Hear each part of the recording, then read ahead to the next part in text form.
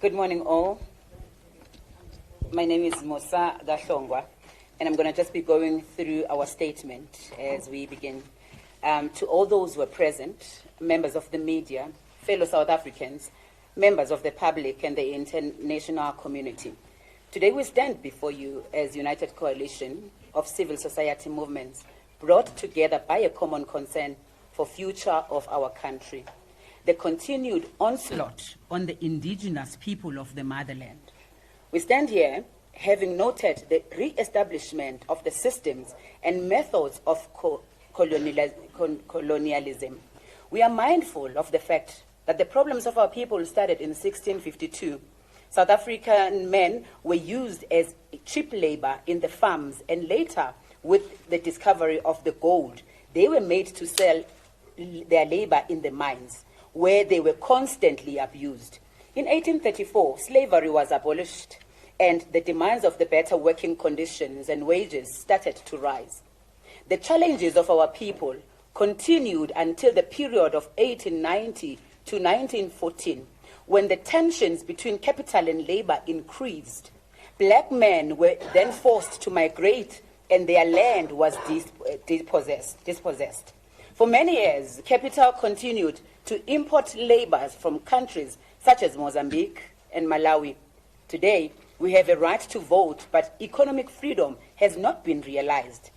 It remains in the hands of the minority that continues to exploit our African people, taking advantage of their suffering. Inequality is in its all-time high. This reminds us of the chairman of mines, 𝐟𝐨𝐫𝐿, in 1897, who said, "It is necessary for the wages of natives to be reduced because the expenditure of the mines must be reduced, and also to prevent the natives from becoming rich in a short period of time." This agenda continues to thrive even in modern day now in South Africa. We have gathered not as representatives of the single organization or community, but as South Africans from diverse backgrounds who believe that the challenges facing our nation requires a collective and coordinated response. The disdain of our government that cannot be allowed anymore. The issue of illegal immigration is not a concern affecting only one sector of society, one movement, or one individual. It is a matter that impacts communities across South Africa. South Africans are tired of standing in long queues in hospitals. They are tired of competing for spaces in public schools with illegal immigrants. South Africans are tired of competing for jobs with foreign nationals who are appointed in conflict with the Section 8 of the Employment Service Act. South Africans are tired of Nigerians who are selling drugs to youth of this country. South Africans are tired of human trafficking, the exploitation of our people in the textile industry by Chinese. We don't want the tuck shops mafias from Pakistan and Somalians. We want a safe and united South Africa. We meet on the 24th of June 2026 in Midrand, Johannesburg, 6 days before that 30th June 2026 that everyone is talking about, to make a clarion call to the nation. We want to invite all South Africans to rise and file their country.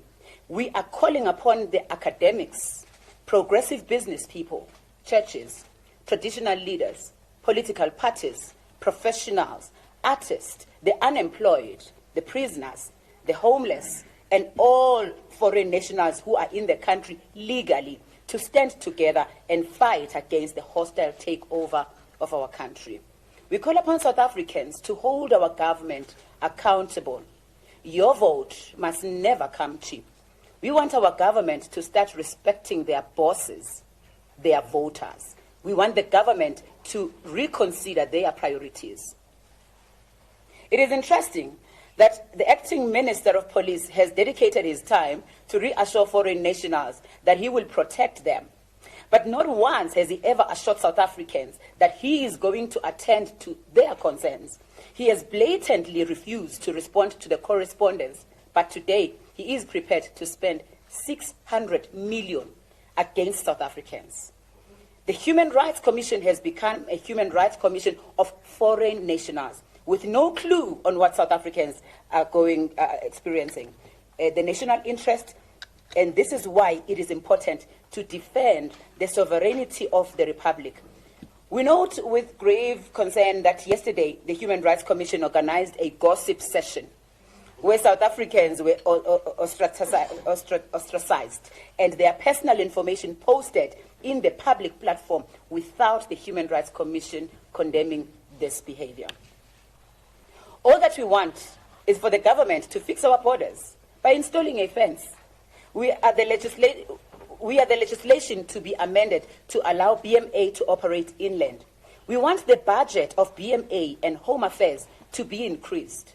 We want immigration officers to be transferred to BMA. We demand a policy shift. Put differently, our government must immediately declare that the township economy must be reserved for South African citizens only.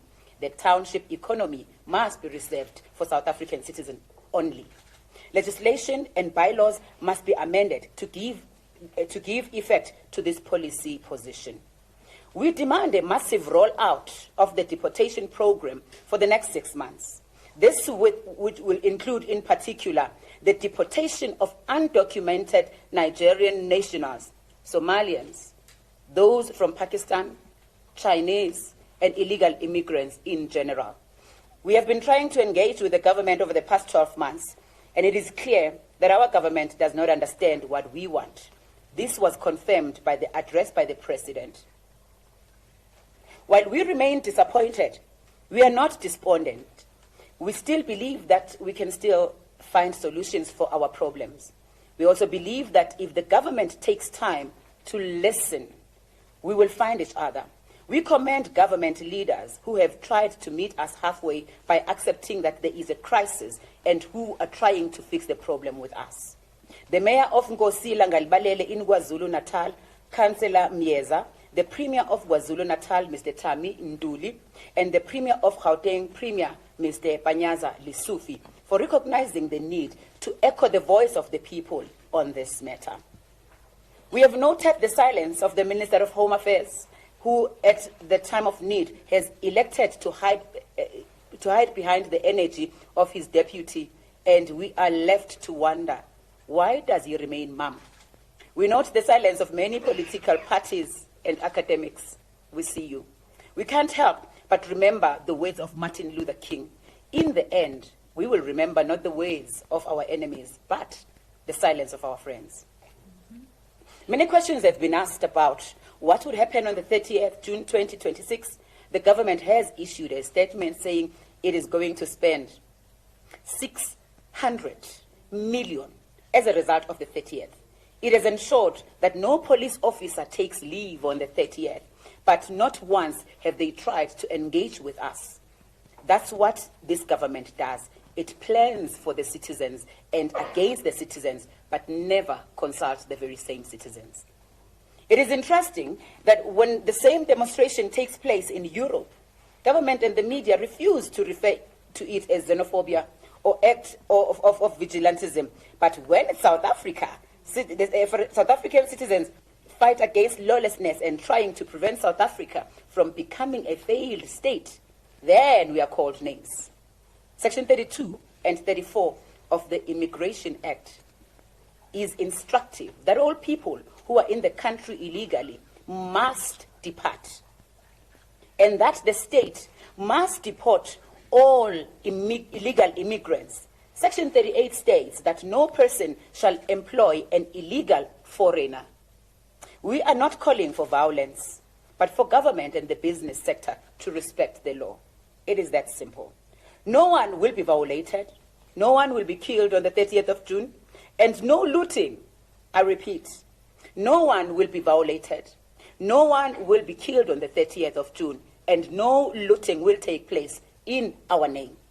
What we are going to do is to start a national march to freedom, a rolling mass action to continue until our demands are met by the government. The 30th is not an event, but the beginning of process, not only to liberate South Africans, but the entire Africa from the bondages of colonialism. We will demonstrate across the country peacefully. We will work tirelessly in a quest to hold our government accountable. No one must aid and abet illegal immigrants. This includes our government. We want Section 42 to be observed. We call upon all our members and all our communities not to cause any destruction to property. No shop must be looted. We are law-abiding citizens, and we don't behave like criminals and that are selling drugs to our children. Government has the power to stop the community-led protests by taking a decision to fence the Republic, hold the refugee application process until the legislative amendments are concluded, transfer the township economy back to South Africans, increase the budget for the BMA and Home Affairs. We want public schools to prioritize South African children. We demand a report on what happened to the report that there are alleged drug syndicates in the country led by Stanley Egbo, Michael Ifebuche, Johnson Anneke, Une Ame. We want government to present a proper plan to the nation on how they intend to address the immigration crisis, not just window dressing. We call upon our members to take this to the streets peacefully, engage with the government, and never stop fighting until we win. It is not a responsibility to be carried by one individual, but all of us must play a part. But it starts with you, and no matter how small the contribution is, it matters. And Mother Teresa reminded us of this when she said, "I alone cannot change the world, but I can cast a stone across the waters to create many ripples." Thank you.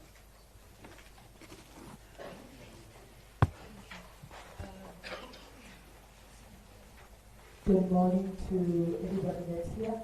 Thank you for being here. This is going to be our Q&A session. I am CCBC from a civil society organization called 𝐿𝐮𝐻𝐿𝐵𝐻𝐿𝐻 Foundation. And yes, we are in support of one march started.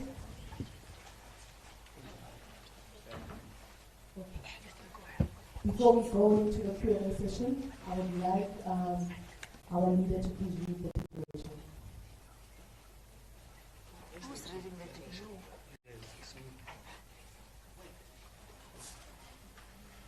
Must introduce yourself. Good morning, colleagues. Good morning, commanders. My name is Patrick Mohalis, Operation Kukula.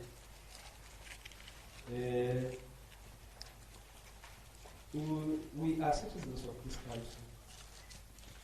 There will be no property destruction. There will be no infrastructure destruction because we don't have to launch it. We cannot inherit ashes. So I'm going to read the pledge. Mine is very simple.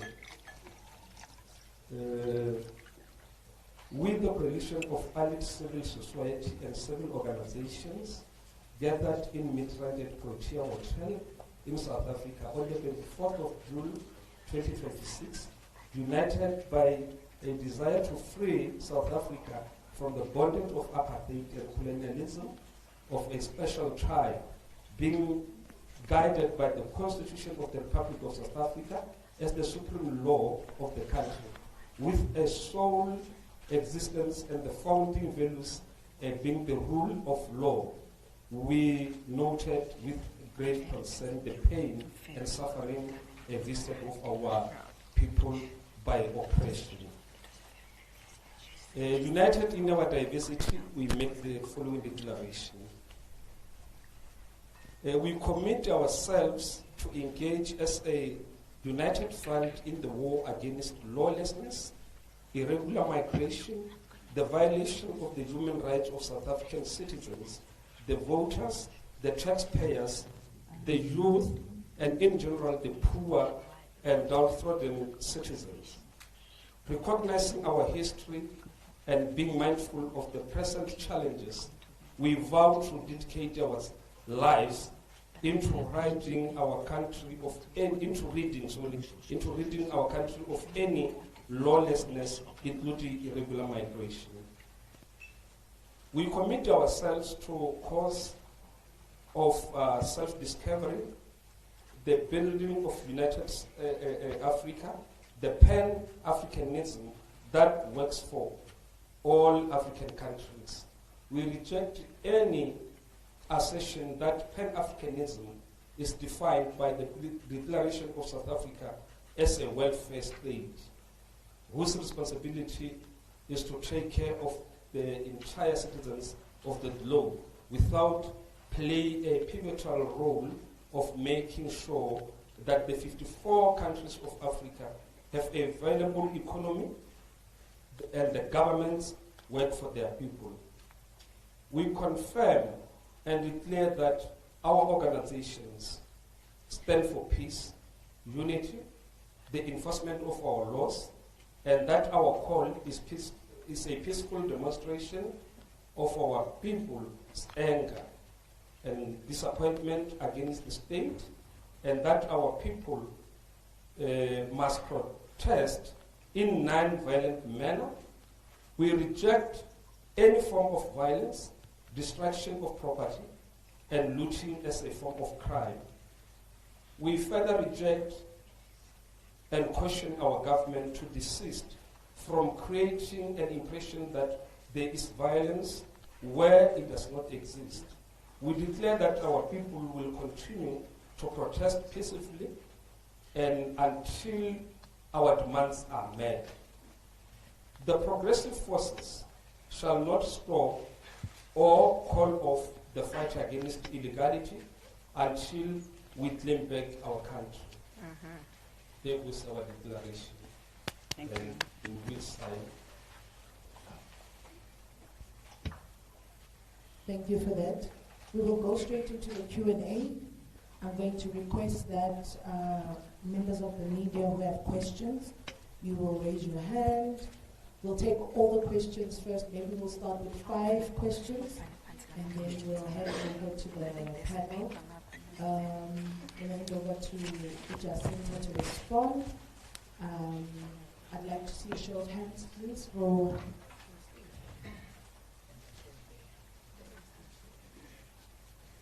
Okay. Can I start with you, sir? Please tell me your name and which media house. Can we have a second mic? There we go. Okay, can we please, we're going to hand over the mic. So then what we're going to do is, we'll ask you to give us your name and which media house you represent, ask your question, and then we'll continue.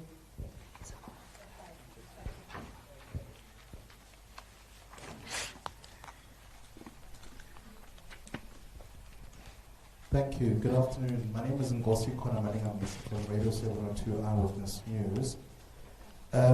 Just as a first point of departure, you'll pardon me, there's just so much to get through here, but as a first point of departure, can the organizations represented, the 27 organizations represented here, then safely declare that June 30th is your event?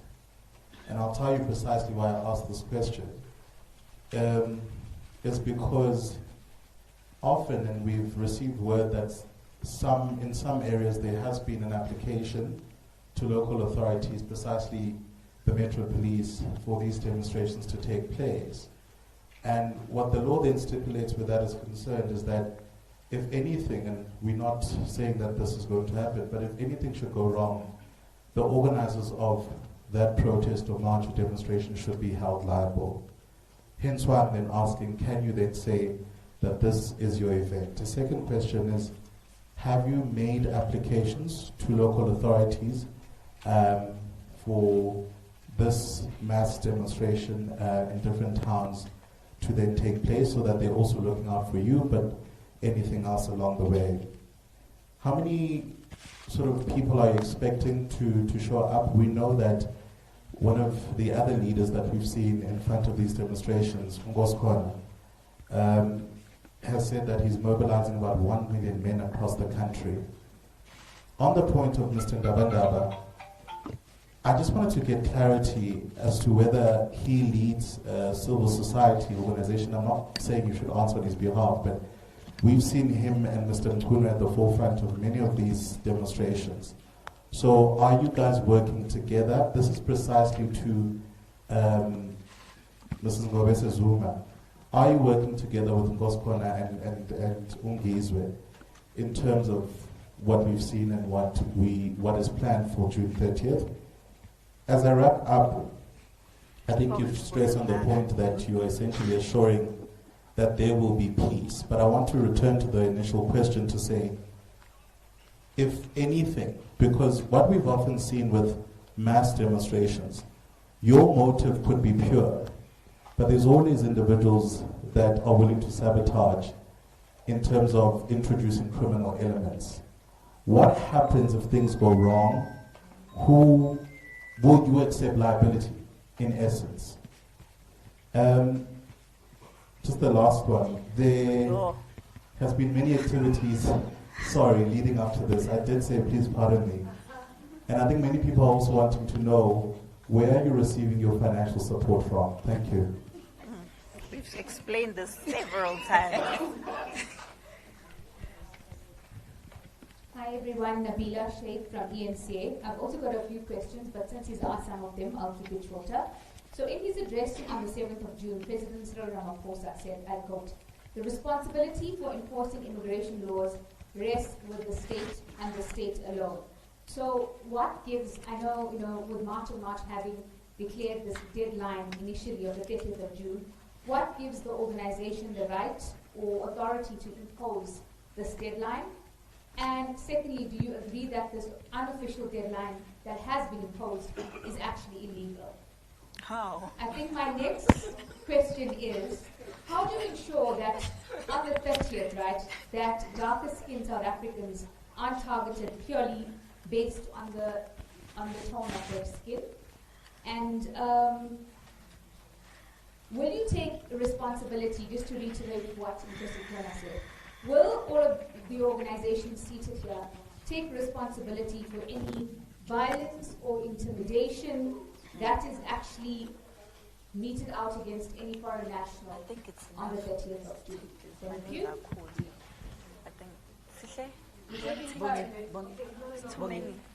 There's too many. Can I take three? Let's take three. Yeah, three. I'll take three. Three is fine. I will try to my brother. Yes, I will can I take three? Take three. Yeah. Yeah. Can I allow? Yeah. Yes, I will answer. Three. Take three.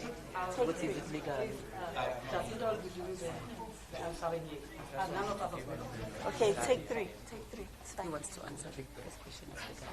Okay, let's yes, that's the answer from independently. I just want to know your reflection on whether the South African government has maybe missed an opportunity to be on the right side of history in the way that they've responded and treated this matter of national importance, and also maybe directly to the MK party.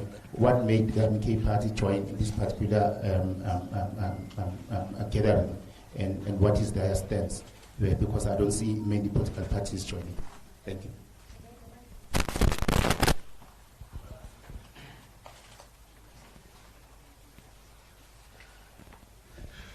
Thank you so much. I'm going to request that members of the media, when you ask a question, �ꊍ𝐿𝐫𝐻𝐿𝐫𝐢𝐻 just took over everything. I want to ask that we brief, short, straight to the point. But for now, can I give 𝐬𝐻𝐿𝐫𝐻𝐿𝐫𝐢𝐻 a chance to respond to the three media houses' questions, and then I'll open up for three more.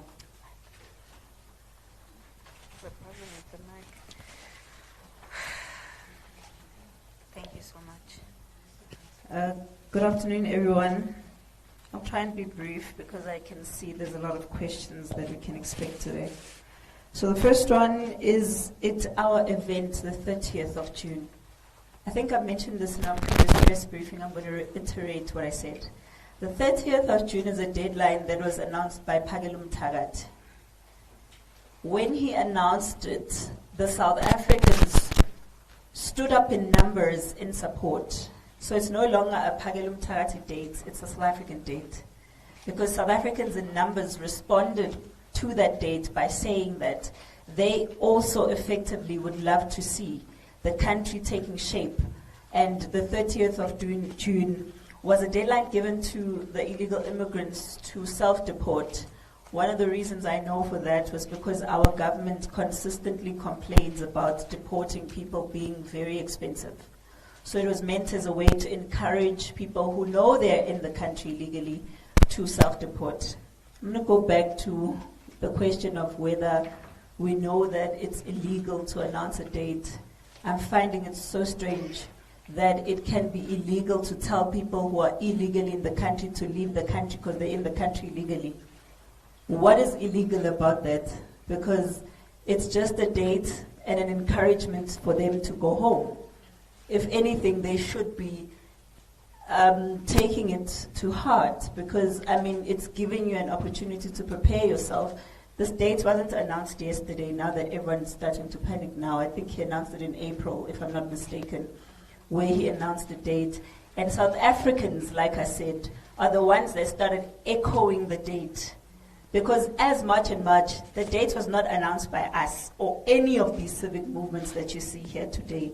But if South Africans are the ones saying that on the 30th of June, we want to echo the call that illegal immigrants must have left the country, there's nothing wrong with that.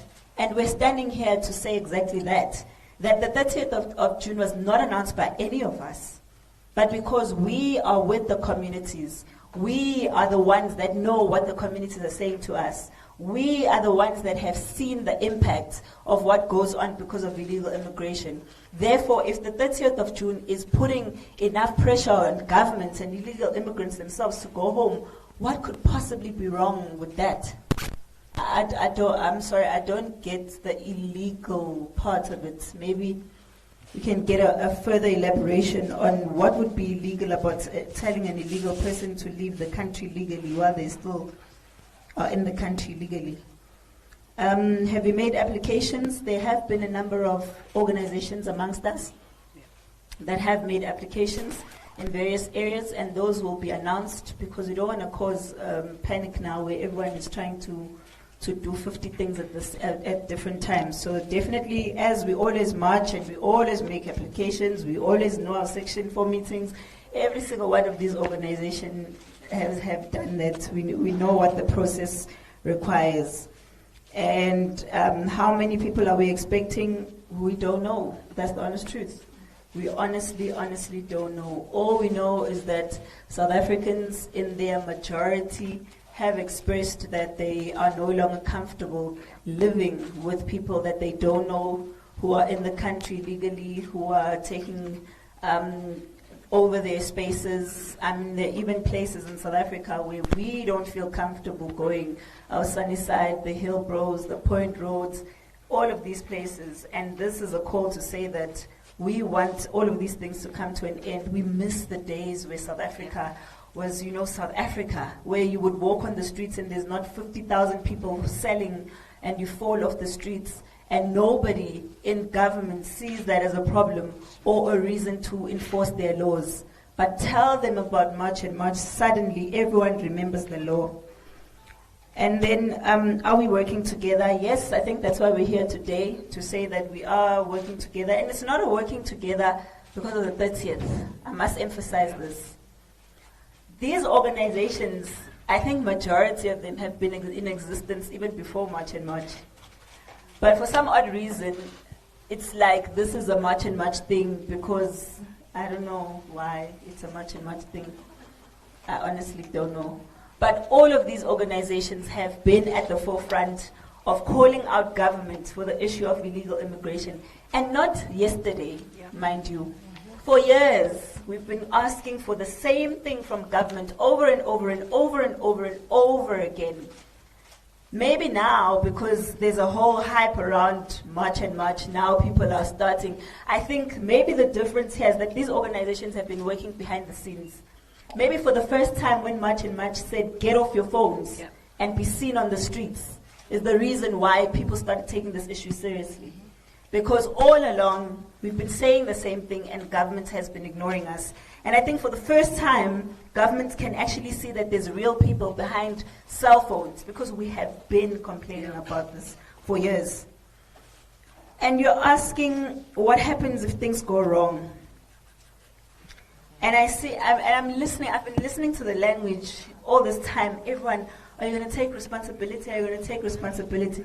Can I ask, whose responsibility is it to protect the country? Is it us? It's definitely not our responsibility. You can't place that on us. If the government is going to be spending 600 million rand, then they must work for it. Yeah. They must show us that they can be able to protect the country. We can't be crying every day over our borders being porous and them failing to protect us as the citizens. And when we decide we want to stand up against them, suddenly everyone has a voice about how we must take responsibility. Who takes responsibility for all those children who are out on the streets smoking drugs? Who takes responsibility for all those things coming in our borders? Who takes responsibility for all the human trafficking that's happening in this country? If anyone wants to point a finger at someone who must take responsibility, start with those who allowed illegal immigration in the first place. Yeah. Those are the ones who must take responsibility for anything that happens on the 30th. Don't point the finger on us. We've done our due diligence. We've put our head on the block here. And everyone in the world is looking at us, calling us hateful things, swearing at us, and the government is acting as if this issue of illegal immigration is our problem. It's not our problem that there's illegal immigrants in the country. We didn't invite anyone. We certainly didn't want to feel unsafe in our own country. We certainly never envisioned there'd be a time where in our hospitals we don't have spaces, and children in schools don't have spaces. So if there's anyone that must shoulder any blame for the 30th, it's the government. But on our part, we are saying, for what we can take and what we can do to ensure that no violence ensures, we'll do that. But we can't go over and above. We don't have 100 million rand here. Maybe if you gave us 600 million rand, you'll see the difference. So maybe give us that 600 million and we'll show you how to take care of a country. Where are you getting your money from? Israel. Guys, I don't even know anyone from Israel. The only time I ever heard about Israel was in the Bible. And now I'm hearing that I'm funded by Israel. You know, the amount of time people spend on conspiracy theories really worries me. So are you guys telling me that black people cannot stand up for anything unless there's money involved? Sure. Are we not smart enough? Are we not entitled enough? Or do our brains not function unless there's money involved? I find this so very offensive, because if this movement had a lot of white faces here, everyone would be like, oh, let's hear what you have to say. Oh my gosh, why do we have the issue of illegal immigrants? It's such a fundamental right for people to be protected in their country. But because it's black people, you find the most offensive things to say to us. It's disgusting that the media keeps pushing this agenda of us as black people not being able to stand up for ourselves in our communities because we're black. And everything we must do must have money involved. Yes, we know there are people who have bad motives and bad intentions for doing something. But have you ever seen us going to Israel and getting money? Why would you run a story that you don't have proof of? Have you ever asked us for our bank statements and we said no? If you've ever asked us for bank statements and we said no, rightfully write that and say you have issues of who's giving us money. We have bank statements, guys, where people donate. If you want to see them, today I can give them to you. Don't keep making us airheads in our heads. Because now these people, you don't even understand how very detrimental to our lives this thing of aligning us with certain people is. Because you say we are aligned with Israel. What do you think the Palestinians see us as? Exactly. Why do we care if Palestinians and Israelites are in South Africa? Because that's the exact problem that we're talking about. Exactly. What kind of African country has people from other religions fighting religious wars in that country? We are an African country. Why must our African beliefs and values be pushed aside so that we can get ourselves involved in things that have nothing to do with us? Whether you're Muslim or whether you're a Jew, it doesn't matter to us. We just want you to be in the country illegally. Finish. Simple. And asking us where we get our money from if you're not going to contribute a cent to us is not helping us. Give us 600 million as well. Then ask us what we're doing with the money. Because we're not a government entity here. We don't use taxpayers' monies for our existence. Everything that we have to do here requires us to put in our own money. And if South Africans are donating to us, why is it a problem? Because we can't do anything for ourselves. Yeah. No, guys, I really find this question highly offensive. Highly. And I'm saying again, if you want our bank statements, we are more than happy to give them to you. Nabila Sheikh, what gives us a right to impose the 30th? I think I've explained where the 30th came from. And I wish he was here to answer where the motivation for the date came from. But unfortunately, I can't answer where the date comes from. But I've also explained the logic behind us hopping onto the 30th. And the dark skin tone of skin. I think we've had, if I can calculate, if not 30 or so marches already. And, you know, with every single instance where people have claimed that there's been attacks on people who are Tonga or whatever, they've been proven to not be true. Because I can tell you that the only people who are talking about this issue of us having abused or hurt people of dark skin are people who have always opposed what we're doing. Yeah. Yes. So I can tell you, Nabila, in a march, the only thing we're doing is marching. Nobody's looking at skin color saying, oh, you dark, you blue, you orange. In March and March, I can show you one of our leaders is darker than the sun. He's very dark. So if it had to go with that, I think we'd have a serious problem in this country. Because nothing we've ever said is about skin color. When people ask us, why are you only targeting Africans? I'm like, I'm so confused. Because the tuck shops, bazaar shops business is taken over by Asians. Pakistanis, Bangladeshis, Chinese. And we are always there at the forefront with the police. To go to those same people and say, these businesses, are they registered? Are they in compliance? How did you get them? It's not about skin color, Nabila. And I hope that everyone who's trying to push that agenda understands that we don't care if it's white people that are in the country legally. We don't care if it's Chinese. We don't care if it's Smurfs. We don't care if you're pink. The only thing we care about is, are you in the country legally? Simple. Because legally would mean, Nabila, that there's been a background check that's done by Home Affairs. I don't even know if that even happens. We're hoping, if we're lucky, Home Affairs did a background check before allowing people in the country. But unfortunately, knowing Home Affairs, they don't even do that.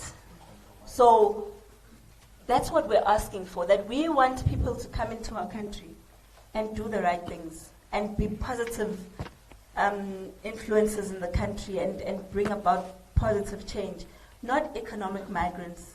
We don't want to import poverty from all other African countries. And it's got nothing to do with hating people or not loving them or hating ourselves or our skin color. It's got everything to do with respecting the laws of the country, because migration, I've said this so many times, and it works me up every time I have to repeat it. Migration was there for a reason. It wasn't meant as an escape for your government. Nobody here has a right to escape to another country because their government is not giving them a job. When we go to another country, the country has already evaluated that there is a position available for Jacinta to go to that country. And nobody in this country wants that job. So in Saudi Arabia, for example, they realize they've got a shortage of skilled nurses. They go out and look for skilled nurses. They're not looking for people to sell tomatoes on the streets. Please. They are looking for people to be nurses. That's how migration works, and that's all we're asking for. Can we not be made to feel bad for wanting the right thing for our own country? Because now if you are importing 100 nurses from Nigeria, and there's already 300 South Africans who are already not working, how are you going to make migration work for South Africa? I'm sorry, guys, this thing gets me emotional, but I apologize. Is this love going to come? The reflection of the government. Do we feel like they missed an opportunity? Shem, our government, Banda, Shem. I don't even know where to start with our government. I'm going to change and move from the government and come to you guys as the media. Your job is to hold the government responsible and assist us as the citizens in holding the government accountable. That starts with you guys asking the right questions. But you don't ask the right questions. Even now there, with that immigration crisis that's happening in Durban, where there's thousands of Malawians there. Guys, you are not asking the right question. How did we get there? How are we having thousands of people undocumented there? Stop asking them if they've eaten, guys. Stop asking them if they've had a bath or all of those things. Honestly, you are depriving us of an opportunity to see just how bad the crisis is. Yeah. Please ask the government, ask Cyril Ramaphosa, why have you been ignoring this issue for so long? What is your plan? Not that State of the Nation address where at because if I was to ask you guys, of all those things that were suggested on the day, how many have you actually seen happening? Empty promises. Because, first of all, the Department of Home Affairs doesn't have money. So by them even having to deport there, we were saying it's an opportunity for municipalities to loot. We know how the government works. So now they're going to make someone get a tender for a tent, make someone get a tender. Why are you just not getting more and enough buses to let everyone to go? With the 600 million. With the 600 million, why do you not increase and speedily make sure that people go home, but also recover that money from the Malawian government? It can't be a free exercise. You are taking the people who are in the country legally. It's taxpayers' money. We can't be paying for Malawians who came into the country legally. I don't even understand. You guys make all the crimes in the world look bad except for illegal immigration. You make illegal immigration look like it's South Africans who are at fault. How is it our fault that so many Malawians are in the country legally? Those are the questions we want to know. How much is the government spending as those people are outside? Where are the NGOs and NPOs that are always crying for immigrants in the country? Why are they not giving them buses now to go home? Where is the 𝐬𝐿𝐿 Foundation? Where's Seri? Lawyers for Human Rights?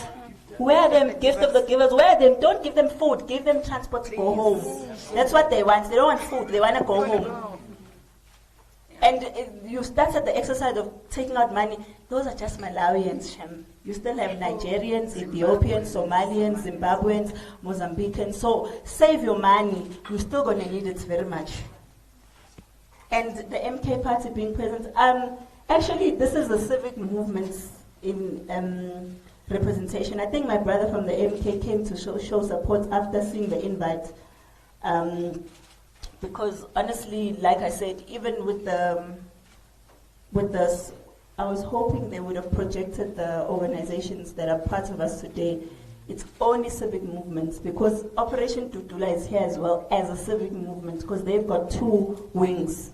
They've got the wing of the political party, but the civic movement was the one that we are working with. We're not working with the political party. So we just wanted to clear that out, that there was no specific invite that was sent to the MK to be present and speak today. I do believe that my brother saw an invite and came to show support to the movement. I think that's about it. Is there anything guys would like to, just quickly, one. Yeah. Morning, colleagues, once more. I'm tempted to answer my brother there. What assurance do we give the nation that something will go wrong? It's gone. Yeah, it's gone. Oh, yeah, but let me tell him. Remember, we've got two operations as citizens that we can do.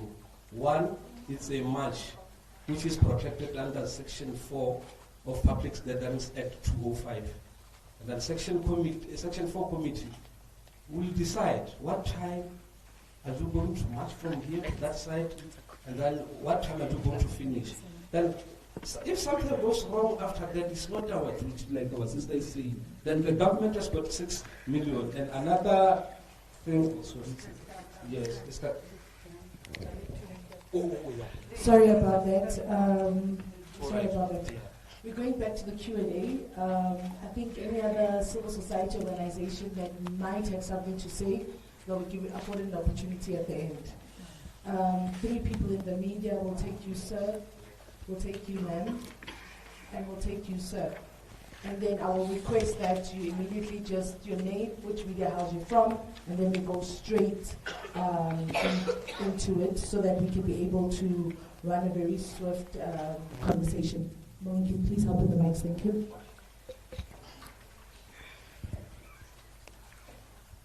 Thank you very much. My name is 𝐼𝐿𝐫𝐿𝐫 from UFM.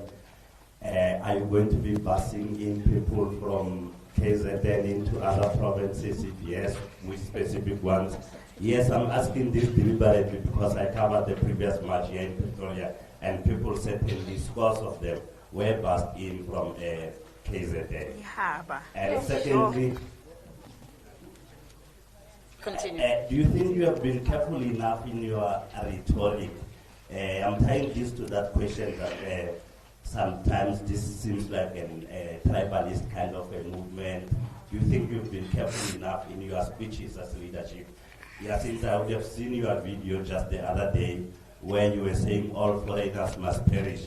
Because I watched the whole thing. Perish? Yes. No, there's never been such. Show me that video. Show me that video. You used the word wrongly. No. Show me that video where I said they must. No. Show me that video. Show me that video. Yeah, but show me that video. We have to be civil. No, there's nothing to be civil about. If you're lying about me, give me the video. How? What are you talking about? Perish? When have I ever said they must perish here? Show me proof. Please. Proof. That's a dangerous statement, sir. How? Because you've called out political parties that don't support you. Kindly list for us political parties that you think have been supportive of your campaign. And yes, the video does exist. Show us the video. Show us the video. Show us the video where I said they I must would like perish. Jacinta to respond because I think we cannot have media houses here making dangerous statements. No, let him take And can you please take out the video? I want to see the Let me see the video. Sir, from UFM. Can we ask It's very you, important. Sir, And it's can you dangerous. please show us the video? No, we're not No, continuing. no, we want to see. Show us the video. We want to see Show the us the video video. where you are alleging that Jacinta Said they must perish. people must perish. Show us That the is a dangerous video. statement.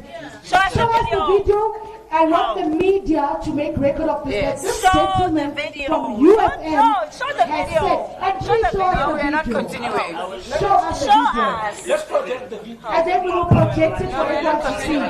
As we continue, Show the video. can yes. No, we're going to run it how we want to. You're not going to tell us how to do it. You can't come here and say we You said can't something come we here and didn't make say. allegations How? that Show are us very the video. damning and are very cruel. And then Do it now, expect us to be stop fine. talking. Show us the video. Hell, Angie.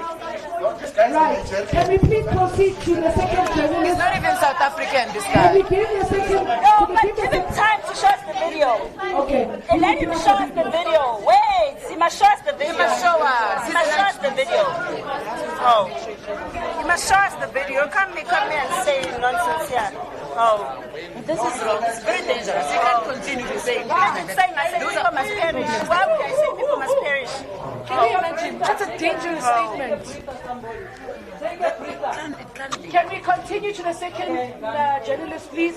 While we wait for the We'll wait gentleman for the to video. show us the video. Yes, this is He's what there by the door. He won't leave. We're going to ask that the second journalist go on with your question, then the third, then we continue. But in the interim, please make record of this. We want to see the video because we cannot condone such blatant lies to be circulated as Say truth. people must perish. Can we continue, please? He's back. Let's hope he's got the video. Where's the video? Where's the video? Where's the video, Puti? No, but he must show us the videos. You can't lie like that. Considering of media lying, a lot of backlash from all these things, so we can't allow this to just happen, because all the time we have to answer lies that are said by people on things that we do not. There's no way we should be okay with continuing with this, because every time we are supposed to be answering. Yesterday, as it was said, it is actually even recorded that this is what we are doing. We are called names, and we can't have media come here, sit with us, and continue with that and allow it. We must see this video, because Jacinta doesn't have an English problem. Maybe it would be with me. Perish. People must perish. No way. Can you imagine? Oh. Can we continue to the second journalist, please? Ma'am, you can speak. Thank you so much. Can you please continue? Can you keep the house? Ma'am, just continue. Thank you. It's Bidano MDNtv. I only have 2 questions. Is this movement, can it assure South Africans that your protest is not being used to advance any political party's agenda ahead of the 2026 local election? And my second question is, if the government does not respond to your demand, what would be the next step? Are you planning on shutdown, or is there anything that you are planning if you are not getting any response? Thank you so much. Can we have the next journalist? Hi, Salai. We're here from Salam Media. So I just have 2 quick questions. There's a very jittery Muslim business owners, a big community here in South Africa who are very, very unsure about what's going to be happening on the 30th. We saw, I think it was on Monday, Babu Pagelu Tagati engaged UCSA, South African Ulama Council. It's a Muslim body that represents the majority of Muslims in the country. Are you open to engage with them? Have you spoken to any of them? And do you have any message for them? And then the second one, what would you consider a success post June the 30th? Thank you. That's it, yeah. We're going to allow for Jacinta to respond. Thank you so much. I think it must be clear again that as we hear, maybe the question should be about the collective, because there's more than just March and March.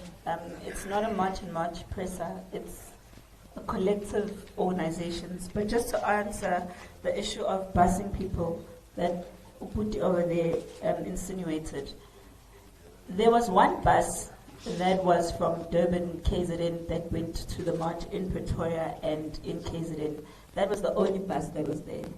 And these were people that the bus had been sponsored by Umandisi Ndingana, who was on social media. The donation he made was public. It was 50,000 rand for the bus. I think those who are on our social media platforms would know this.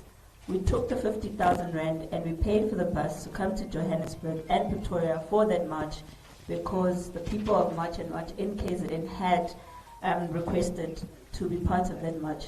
That is only a number of 62 people. So if your brother here is saying that we bust people in numbers, I'd like to hear him share where those buses were coming from, because as far as we know, there was only one bus. But I think while he's looking for that video, he'll also look for the buses that he's talking about.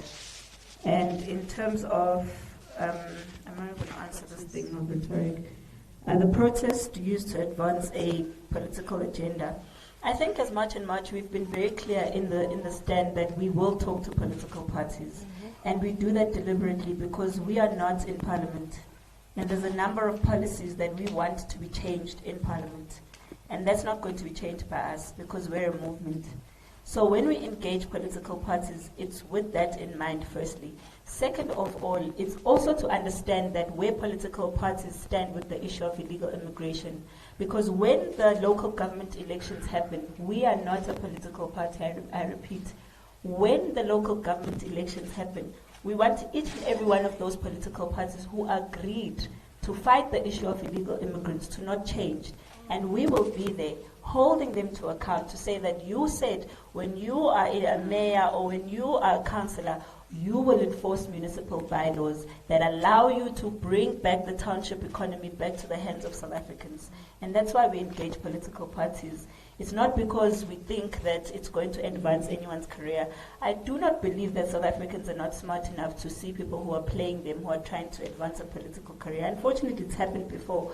But right now, there's a new breed of South Africans who are more aware of what's going on, who are more careful about what they're doing. That's why we continue to emphasize the importance of South Africans going to vote and voting for political parties who are going to bring about change in their communities, or even people, because we know local government elections are also individuals. It's not just political parties. So we continue to emphasize that you vote for political parties and individuals who are prioritizing putting South Africans first. What is the next step? The next step for us is to continue until we win. That's what we've said. And we know what winning means to us. Winning means to us our borders are secure, first of all. We clean out the people who are already in the country illegally. Those are the two most important things.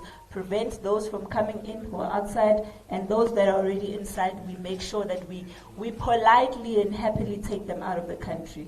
And also on top of that, putting South Africans first. We don't want a situation where we have to beg and grovel for jobs that the law of the country already says you are not allowed to hire a foreign national unless you've proven that a South African is not qualified. But what we've noted is people are making us feel bad for wanting these very laws to be enforced. It's the law that says that. It's not South Africans that woke up in the morning and said, hey, Wits University or whatever university, hire South Africans. You can't be having lecturers that are only foreign nationals because one foreign national came and then started hiring other ones. Yeah. That's not what the law says. So if people are busy glorifying much and much sticking to the law, why are they not sticking to the law? I mean, institutions of higher learning themselves are breaking the law. But nobody's screaming and shouting at the rooftop, calling them vigilantes for breaking the laws. It's only us who are breaking the laws in this country. Business people are hiring foreign nationals without even following due process. Nobody's calling it vigilantism. When people in their homes are gathering nannies who must sleep at 10 o'clock at night because they must clean all day, it's fine. But the minute we call that out, then we are the ones that are vigilantes. I think the vigilantism starts with the people who are breaking the laws and aiding and abetting illegal immigrants in the country. And then in terms of the Muslim business owners, personally, I don't think there's any preference to any business owners. Business owners must all be treated the same, whether Muslim, whether pink, orange, green, purple. For us, it's irrelevant. As long as a business owner is abiding by the laws of the country, they need to follow the laws thoroughly. We met with other companies like Takealot, Uber, and we reminded them of their responsibility to the country. Checker 66, we've also reminded them, even though they didn't show up to the meeting. But we still said to them, you can't be hiring foreign nationals. It's not us as much and much that are saying it. It's the book of the law, the same law you are saying that you're scared we're going to be breaking. If everyone is sitting in a press conference like this, calling all these companies that we see hiring people and not following due process, I think the country would function a lot better. Because now everyone is reacting to much and much, reacting to criminality that's done by people who have positioned themselves as the voice or those that are better than us just because they've got money. Just because a business person has money doesn't give them a right to break the laws of the country. All of us must abide by the laws of the country. Every single one of us. Whether you are rich, whether you are poor, whether you come from another country, whether you're South African, the laws of the country cannot keep being disrespected and disregarded just because people want to use other excuses. Oh, they are human beings. Oh, they are hungry. So I must also say the same about a criminal in KwaMashu. When they leave their family hungry and they go hijack someone, oh, they are doing it for their family. We can all make an excuse for crime, guys. We can all make an excuse for crime. Aiding and abetting an illegal immigrant is breaking the laws of the country. It's written down in the law. So those same people mustn't come act fresh here with us just because we're standing up against something that's wrong. What we're doing here is standing up against the breaking of the laws in this country. And I don't know why that is called vigilantism. For the life of me, I don't understand. I really don't get it. I wish maybe they could explain to us. So they are the only ones that can break the laws, and life must just go on. But when we're trying to correct what they were doing, then we are vigilantes. And they're saying that we're breaking the laws for as long as I can remember. I don't know about, but I think I know about all these other. Every single one of us go to the police when we are going to do operations. We have a right to do that. And then people come and stand in front of the camera. Nobody is allowed to ask someone for their ID. I get that. I totally get that. But what I keep saying is that the government created a problem. It's overwhelmed. It can't fix it. You can't just have a blanket approach and say, nobody has a right to do immigration officers. We've only got 800 of them. Your police, the police, I don't know, I'm sure all of us can share a story of how the police don't even know the immigration laws of the country. They come to a workplace, they ask someone for their documents, they produce a passport, they say, oh, it's okay. We're like, police officer, a passport is not a working document. You need a work permit in order to work in the country. We are the ones that have to teach police that. And the government needs to find a way of working with civil movements like ours and communities to make sure that they fix the problem. Stop treating us like we're mad people who are just crazy. We are the ones that know and live in these communities with this crisis.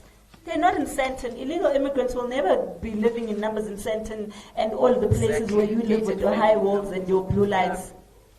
So it's that very gap that the government keeps creating with communities that makes the problem even bigger.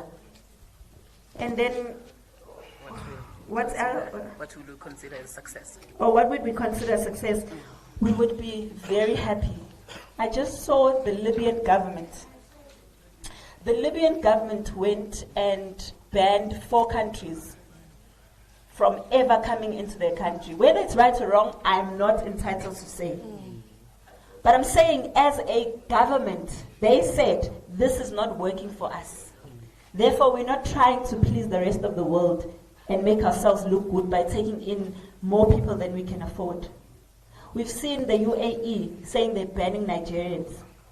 We've seen several countries actually saying they're banning the Nigerians from coming into their country.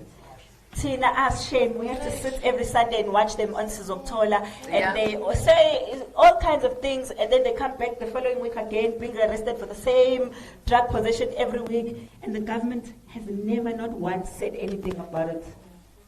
All we're asking for, and what we would consider a success, is if our government would grow a backbone. And by growing a backbone, it would be ignore what the rest of the world is saying about you.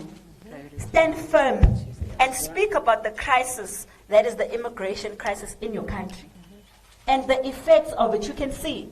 Schools are full, hospitals are full, buildings are being hijacked, they're dilapidated. You're finding people building buildings inside buildings. The tuck shop industry is taken over. Your entire CBD is taken over by people who are not South African. That is a crisis. And no country in the world can sit back and ignore that, especially when its own people are complaining. So we are saying for the first time in our lives, a success for us would be the government of South Africa looking at South Africans and saying, South Africans, we've heard you, we'll do what you have asked us, which is to prioritize you, which is to enforce the laws of the country, which is to change those laws that after 32 years we see have opened up gaps for more problems to come into the country. That's all we're asking for. A president who will stand firm by their own people and not be mindful of businesses and how businesses or their businesses are affected. There's more to life than businesses. We have children, all of us here, that we would like to see still having a future in this country. And currently we don't see a future in this country. At the end of the day, we are the ones that are going to end up being international orphans in other countries. Sure. I think this will be the last round of questions that we're going to accept. I'm going to ask hands, please, just 3 people, 3 media journalists. Just saying a question was not answered. Maybe the state actors. Which one? Which question was not answered?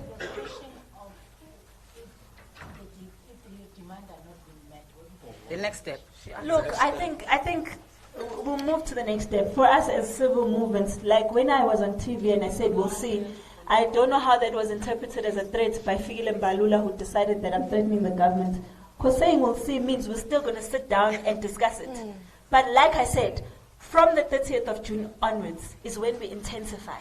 And we're introducing all these civil movements so that you know there's more than March and March. Yeah. And you're not going to be dealing with just March and March or 𝐸𝐵𝐿𝐿 or 𝐬𝐮𝐬𝐜𝐫𝐿𝐿 or 𝐬𝐿𝐿. We're dealing with all of us. Thank you. We're going to accept 3 last questions from journalists who have not asked. Can I please see hands? I saw there's one that side. There's one that side. And the second one, I want to identify, there's a gentleman sitting over there. And the third hand, let's see. You asked 16 already. You asked 27 million questions already. When you do get another chance, you can come in. Yeah. Okay, so we've got the lady that side, the gentleman that side. And Yeah, you will get to say your it's fine. We'll close with you. One question. If it's more than so you 1 get to say second, your you take the statement mic. on the Can issue. you time me? Yes, you can start in Okay, I'll give you a chance. Okay. Okay, guys, thanks. My name is Hilary Reader from the International News Agency, AFP. You mentioned that on the 30th you will intensify. Do you mind clarifying more on what you do that? What did I just say? Because we're still going to discuss that. Afternoon, I'm Barisama Dava from Africa. My question is what's happening on the 30th? Are shops opening? Are shops closing? Are people protesting all over the country? What are the dates, events? And the last question, please. The last one. Oh, you said 1 second. Seven time because Sarah has because it is the last question. We're timing you. Thank you so much. I really appreciate it. By the way, I hadn't left. I just wanted to get your response to Acting Police Minister Protea Hotel's statement, and in fact, the top brass of the SAG is that no weapons, including traditional weapons, are allowed on the deck. Thank you. I think those are the last. Yes, that's the last questions we have time. I think answer that question first. Yeah. Thank you very much, members of the media. My name is 𝐦𝐮𝐬𝐜𝐫𝐢𝐛𝐬𝐜 from the Progressive Forces. There was a question that was sent by 𝐸𝐿 regarding the statement of the President when he speaks about the citizen's arrest. That is Section 42, of which it goes as with the Criminal Act of 51/1977. As citizens, we do have a right, and private citizens, we do have a right to make those arrests.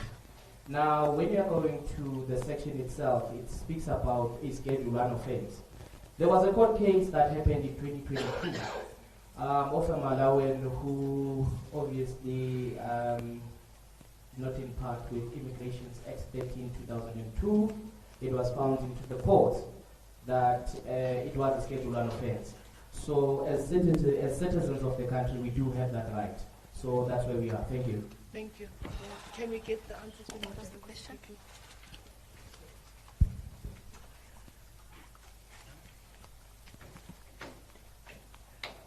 The journalist that asked over there, sir, can you please just repeat your question for us quickly? You mentioned that you, on the 30th, you will intensify. You might elaborate more on They're asking if you could elaborate further as to what is meant about intensifying after the 30th should no change prevail. Well, I said as civic movements, that's something that we'll announce going forward, because we are hopeful that by the 30th the government would have responded, because I don't think we're asking for much. We're asking for secure borders. We're asking for more money to be spent on the Department of Home Affairs, because obviously it seems to be an expenditure problem. We're asking for the BMA to work inland. Let me explain to you why. So currently, the BMA operates only at the border and just a few meters outside some borders. That's as far as they can go. But they don't come inland, right? Which means if I come into South Africa and I say, I'm coming to visit my cousin, 𝐼𝐨𝐫𝐿𝐫 somewhere in 𝐾ZN, and I overstay my visit, I need that's a BMA information. Home Affairs doesn't have that information. So what's the point? So I'm giving Home BMA information, but Home Affairs has the duty to deport me when I've overstayed. How does Home Affairs know I've overstayed my stay? That's exactly why we have a problem like this. On top of that, there at the border, when you ask them, do they know currently where their refugees are? They don't know. They don't know where their refugees are. They've got no idea where their refugees are. They said that they've got 167,000, I believe, around there. My figures might not be correct, but they're below 200,000 refugees that we have in the country, which is ridiculous, by the way, because the number of them is definitely not 100 and something thousand. But when you ask how many applications they're sitting at 1.2 million applications currently. So there's about roughly 800,000 so people who are in the country unaccounted for. And if these are I'm just counting refugees. There's still asylum seekers as well, which brings their numbers to 200 and something thousand, right? We can't have a situation where there's so many people walking around the country unknown, undetected. Nobody knows who they are, where they come from, what they're doing in the country, who are they staying with. This is a huge security risk for the country. And that's why we're rising as South Africans in numbers. We're saying we feel unsafe in our own country. On top of that, it's a battle for scarce resources. South Africa does not have unlimited resources. We cannot service everyone. And therefore, we understand that people have problems in their countries. We understand poverty, which is why when we say, go and fix your countries, it's not supposed to be an offense. It's meant to be as an encouragement to say, we as South Africans, as organizations, we've grouped ourselves together to fight with our government. Go and do the same. If you need us as South Africans to support you in whatever means possible, we'll do that while you're in your country. Now, will people just come back and say, we helped you during apartheid? During apartheid, South Africans were not economic migrants. They're not running away from poverty. They were running away from real danger. And not the whole of South Africa ran away. Majority of South Africans stayed to fight. So we're saying we are willing to extend that, but guys, it's been 32 years. Instead of getting lesser and lesser economic migrants, or even migrants for that matter, we're getting more and more of them. Because countries are becoming more and more problematic. The political environment is becoming more and more unstable. The economies in other African countries and beyond is becoming more and more unstable. There's not a single country that can be allowed to keep giving and giving and giving of itself so others can survive. We can't keep taking oxygen from South Africans so that other people can breathe. It's not fair. And for people to term this as hatred is very painful for me. Because I always ask myself, guys, why are you not listening to us speak? Because none of what we're saying is about hatred. It's got nothing to do with fearing migrants or not loving them. It's about us as South Africans having the little that we have left to survive and trying to protect it. Can the world tell the story for what it really is? Instead of calling us xenophobic. Where is this? In Ireland, nobody was calling that xenophobia. They were literally going into houses, getting people, beating them up, burning them up. Not one article was calling that xenophobia. It was anti-immigration protests. Do we not deserve the same grace? What makes it when white people are protesting that it's got a nice and fancy name? When we are protesting, it's always violence. You always think of violence. All we said on the 30th was, well, I don't even know what Pageluthazi said. But what I'm saying now is that we're saying we want to march. We didn't say anything about destroying anything. But there's one other problem that I wish everyone can note. The government of South Africa, the media of the world, pays so much attention to South Africans that you ignore the foreign nationals. Do they not provoke South Africans? Do they not tell us that they're not going anywhere even if they're illegal in the country? This is their country that was given to Mandela, to them by Mandela.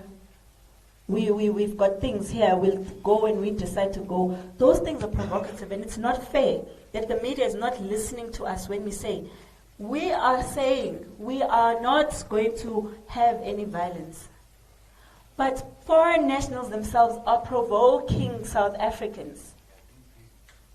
Is it possible that you guys paint the full picture? Please, we're not saying paint us as angels. We don't care what you call us. But paint the full picture. Go and tell those stories of South Africans who have been run out of the tuck shop business because Pakistanis and Somalians have told them they can't open tuck shops in their own country. Tell those stories of South African children who can't find spaces in schools. Tell those stories of women who are South African giving birth on the floor because they don't have space. Because Zimbabwe has terrible health care, and therefore everyone who wants to give birth comes to South Africa. Yeah. We want you guys to tell the full story. Don't tell a one-sided story. You are the ones that are going to cause a fight when there's no fights.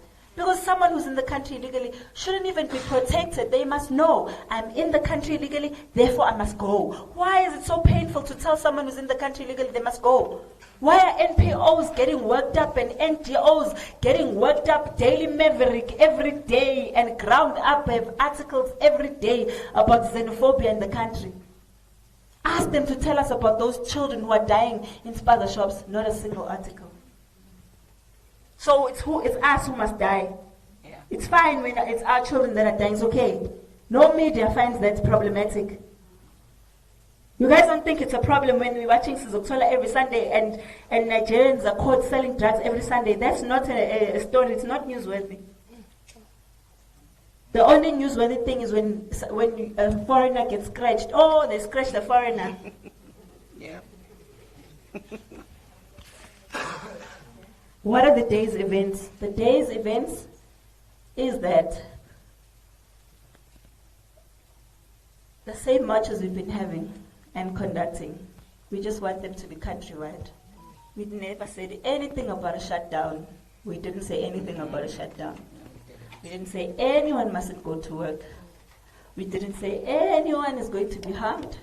We didn't say anyone is going to be violated. All we are asking for is for illegal immigrants to leave the country, guys. Simple. Illegal immigrants. And please stop calling them undocumented migrants. Because in the law, it says they're illegal. That's what the law says. If you are telling us we must respect the law, you must respect the law too. Say what the law says. It doesn't say undocumented. Because undocumented people would be South Africans who have no documents. That's an undocumented person. Yes. A person who's in the country illegal is an illegal immigrant. And they came into the country knowing very well that they're illegal. Stop giving them fancy terms. It's really frustrating. Yo, this country is frustrating. Yo, you guys, the minute someone comes into the country illegally, they become a victim. Then you're using terms like refugees, asylum seekers, all of that. So you genuinely believe that a person who comes into a country illegally has done absolutely nothing wrong. The people who are wrong are us. You can blame the system all you want. Yes, the system allowed them. Yes, government is wrong. We are holding our government accountable. That's what we're doing here. But you can't pretend that when a person is breaking the law, they don't know they're breaking the law. And who gets to suffer? It's South Africans. Just the other day, I was hoping someone's going to follow up on the story, because if it was a migrant, it would be across the world. There was, Leo Schreiber went to that place and said they found a Mozambican who raped a little girl and who was trying to go back to Mozambique. Oh, shame, that didn't make news, eh? It's not newsworthy. No, that little girl is just a South African. So anything can happen to her. But if it was a migrant, shame. No, yes, there's a pedophile who was found. There's plenty of people who were found on Interpol. There's plenty of people who were found on Interpol in this country.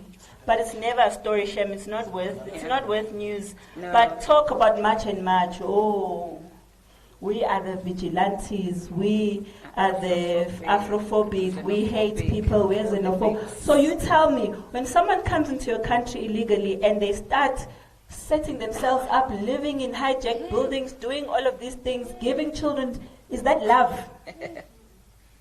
They love us. They're here because they love us. Are migrants here in South Africa because they love South Africans? Guys, please, can we stop playing around with this issue? It's very serious for South Africans. Please, can we report responsibly? Did he get the video he's talking about? No.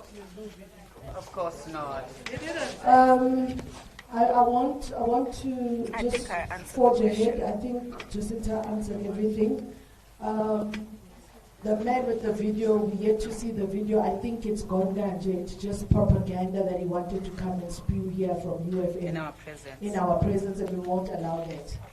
I'm just going to move forward and speak on, as Jacinta said, civil society organizations are here. We are standing in solitude. And I'll speak for myself. Kwanele Foundation we are saying, in fact, we applaud our SIU for the investigations that they've started, and it has come to book. Just last week, we discovered that a Mozambican or a Zimbabwean pastor witnessed Mazanga, has 3 different IDs. He got a tender from City Power for 500 million. He's in South Africa, he's living La Vida Loca. And when 𝐃𝐨𝐽𝐵𝐶 Foundation says all non-South African pastors who are owning or have churches in South Africa must subject themselves to investigation, I'm not xenophobic. Because if you come into South Africa and all of a sudden you have an NPO, how did you get it? Explain to us. How did you get it? Because it means you are not taxed. So there's no non-South African pastor who can say, I pay my taxes. No, an NPO and a civil society organization is not taxed. How did you get your documentation? Number 2, are you saying to me, you left Nigeria, you left Ghana, you left wherever, you are in South Africa, you are failing to give accurate prophecies for your countries to your presidents, to say, President, Boko Haram is coming. President, they are going to do cannibalism here. President, they're going to steal women and children. But all these non-South African pastors are so fixated on prophecies for South Africa. That doesn't make us xenophobic.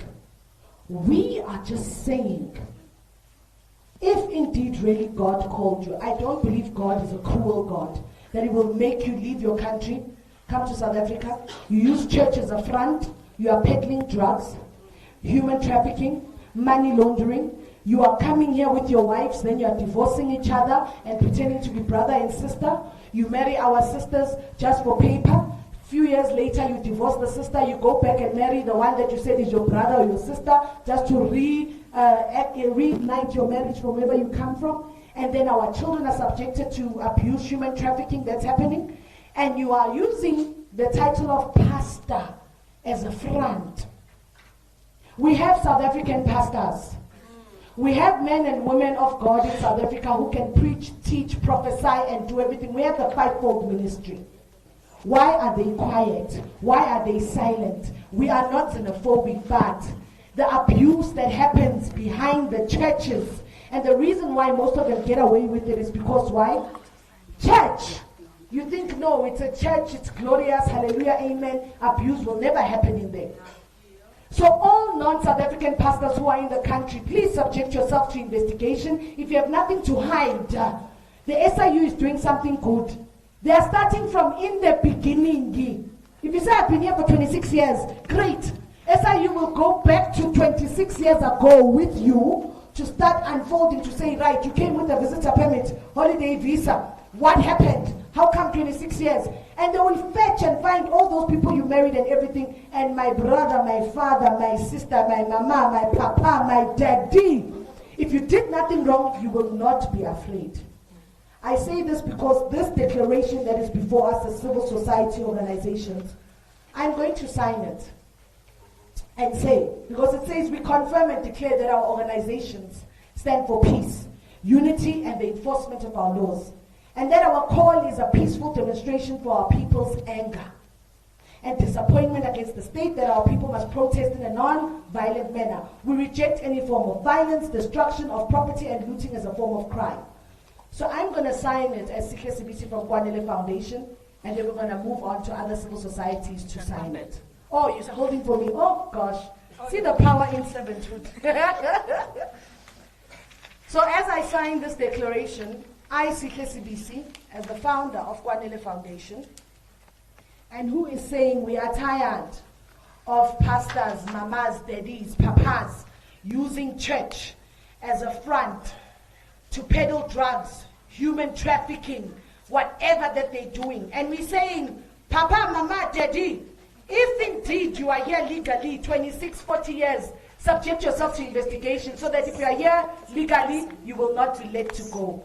It is signed by myself, 𝐃𝐨𝐵𝐶, as I pass on to the next civil society organization. Thank you. Thank you so much. So we're just going to ask all the leaders, some of them I don't think they're at the front. If your movement is not here at the front, please come forward so we can sign this declaration. also 𝐬𝐮𝐻𝐫𝐿𝐵𝐿𝐵 and we're gonna allow them to just say whatever they're declaring. Before you do that, just 1 second. There's one issue that I was hoping you guys would ask, which is the issue of what the acting minister of police said, Mr. 𝐃𝐨𝐧'𝐭, Mr. Bean. Sorry, I heard that he said that we are not allowed to carry sticks.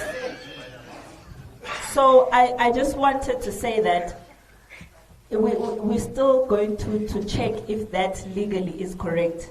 Because if the Public Gathering Act says we're not allowed to carry sticks, then it would apply even to weddings and functions. So if we can carry sticks in weddings and functions, it wouldn't make sense to not be able to carry it for a march. So for us, we just need to verify that, because we can't have government coming on TV and threatening us as if we don't have laws. If they are talking about the law, which law allows the acting minister to threaten us? We've never said anything about violence. They are the ones that have been talking about violence, and now they're coming to threaten the citizens because they failed to enforce their own laws. So we don't appreciate being threatened. We would have hoped that they would have sat down with us and had an engagement with us and really listened to what we're saying, instead of making us the villains in this movie. But they are the villains because they are the ones that open the borders to all kinds of infiltration. They can't even arrest the Nigerians. We gave a list of Nigerians here that have been named by the same department of SAPS, but those Nigerians are still out on the streets. So they must threaten Nigeria. Guys, the police have energy to threaten people. Threaten those drug dealers. Threaten the people on Madlanga Commission. I, Musa 𝐾𝐨𝐧'𝐭, I am signing this, and what I want to say, we should not be sitting here answering why the integrity of our country should be restored.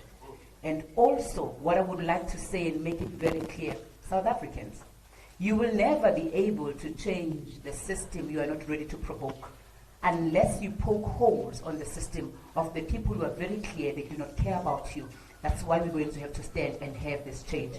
And in front of everyone else, we have joined March and March, and equally so we are carrying the weight of it, because a woman stood for us to stand up and not to be bashing and lying about the things that we are doing here. All we are supposed to be doing, we are taking our country back and we are bringing its integrity. And that's why we are committing all the way, effective now until we find everything that we are expecting to get. Thank you. My name is Musa 𝐾𝐨𝐺'𝐭, and the organization is United South Africans, and I'm the founder and the president. Thank you. Thank you. Hey, rather than you, my hey. It's not nice to be short. When you are short, people just jump over your head. Thank you very much. There are organizations that are not here. Remember, we said there are 27 organizations.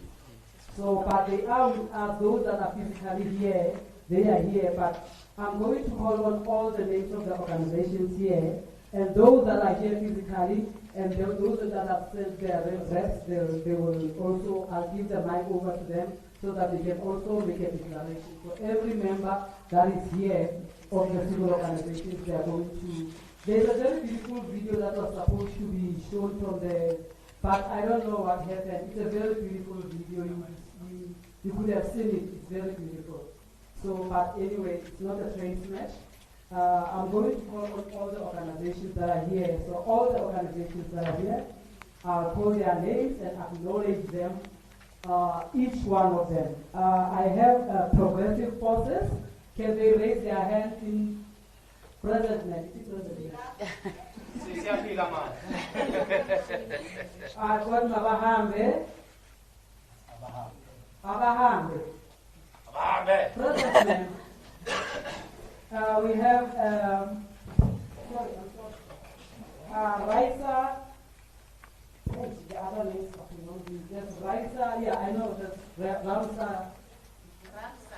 Yes, yeah. Thank you. I have African Liberation Movement. 𝐾𝐨𝐶. Progressive Forces. I did count it. United South Africans. Halala. Thank you. We have March and March. Thank you, ma'am. Present. Present. We have SACR. SACR, the leader which is in Moscow. So she did send that she's also with us. Thank you. We have Umparatiwa Runa, they also reported, but they are part of us. We have UTDSA, they are also, that's why I said if you could see the logos of all those organizations here. They consented, as proposed, they are all in, and they gave us their consent that we are together. Thank you. So we have Black Business Unity. They are represented, but I'm representing both. I'm counting in and Black Business Unity, so I'm representing. But I will sign after everybody has done their part. We have SAUCC, SACY. Which one is SACY? Okay, we have Inkaba here. Okay, but I did say some are not here, but we do have their logos and they are part of us. We have Operation Dudula civil movement, because we have them in the political space and in the civil space. So Operation Dudula on the table is representing civil space, SAC. Thank you.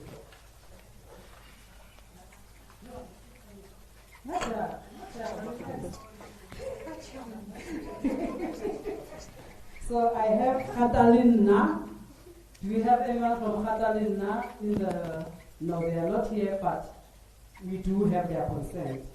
We have Progressive Civic Congress. Progressive Civic Congress. Okay. We have Lefasila Runa. Anyone? Okay. We don't have. We have Batlaku Batlaping. They are not here. We have Umang. I know they are not here. I have I'm a Patriot.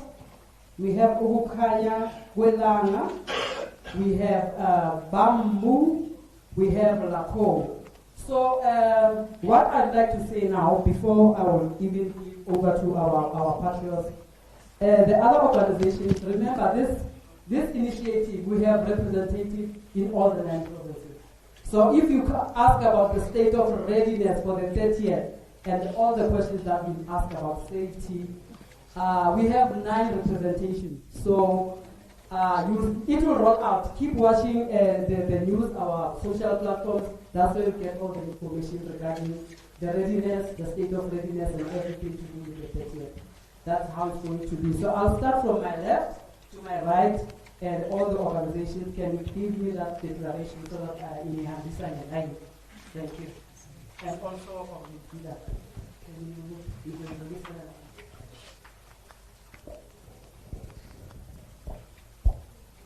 Let us.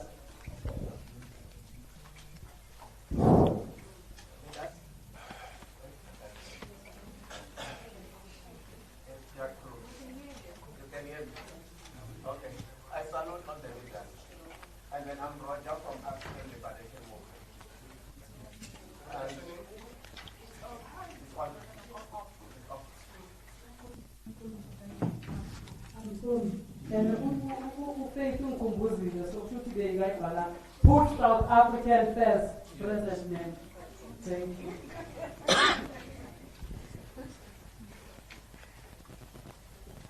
And I'm here to represent the African Liberation Movement. The African Liberation Movement is a forum for civic organizations started with a class that in Belgium. And we are here for a long time. And then we changed this name to the African Liberation Movement. To align ourselves, to say, if you are illegal in the country, go back. We want to liberate Africa. We want to help them, and we work together. But they just have to go peaceful, and we work together. That's why we are African Liberation Movement. And then we endorse this march, led by much and much, until we win. And then our members were in the ground long time before even they are there, but today we are here present. And there's a lot of things we can say. As we say, we are in the ground. And I have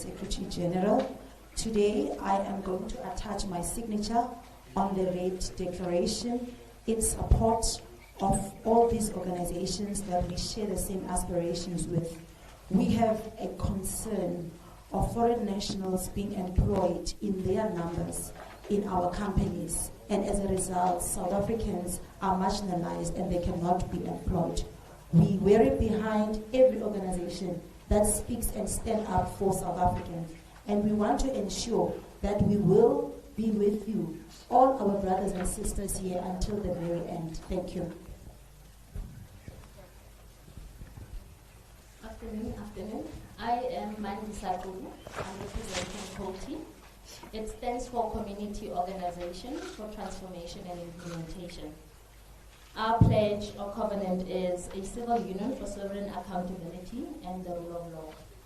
So we pledge that we will not be threatened or bullied, especially by our government. That 600 million must come and serve us South Africans. It must collaborate and take our Home Affairs people to come and march with us on the 30th. The police officers who are busy opening cases for illegal immigrants must come with the attire to unite and march with us on the 30th of March, so that they are able to identify documents which are fraudulent and they are able to deport those that are illegally here. We are not the criminals, and we are making it clear that we want the criminals and the perpetrators out. Thank you.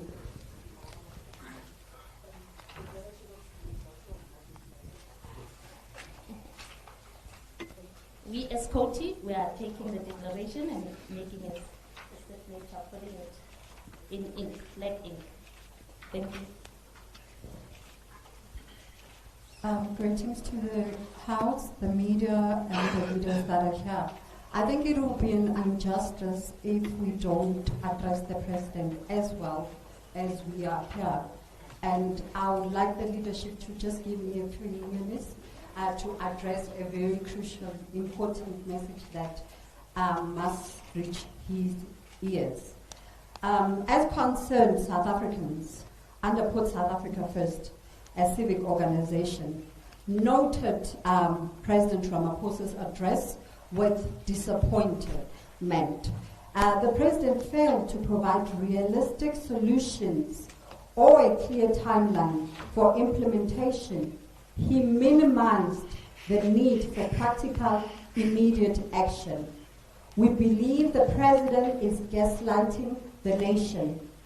We caution against labeling concerned citizens as vigilante.